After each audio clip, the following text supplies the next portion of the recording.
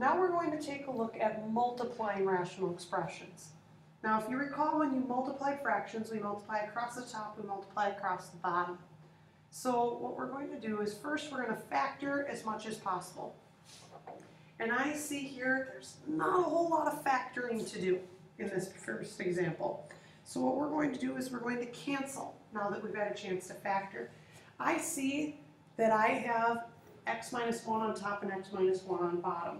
Because if I actually wrote this out, this would be 5 times the quantity x minus 1 and 25 times the quantity x minus 1 times x minus 2.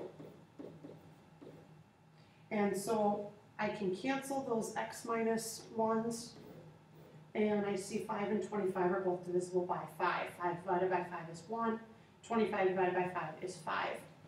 Then that final step is going to be to clean up that answer.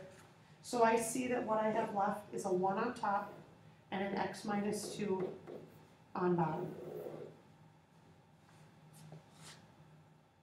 Moving on to the next example. Now that we can see we can cancel something from the top and something from the bottom, I see that 3 and 21 both have a common factor of 3. 3 divided by 3 is 1. 21 divided by 3 is 7. I also see that 7 and 14 have a common factor of 7. 7 divided by 7 is 1. 14 divided by 7 is 2. Then I look here, 4x squared and 4x cubed have a common factor of 4x squared, leaving me with 1 on the bottom here and an x here. And then I have a 4x to the 5th on the bottom, so I can cancel this x with one of these x's, leaving me with a 4. And then when I clean this up, I have 1's here, so that doesn't matter. I have 1's here, so that doesn't matter. And I have a 2 on the top, and I have a 4x to the 4th. But yet I also now still see that 2 and 4 have a common factor of 2. 2 divided by 2 is 1, 4 divided by 2 is 2.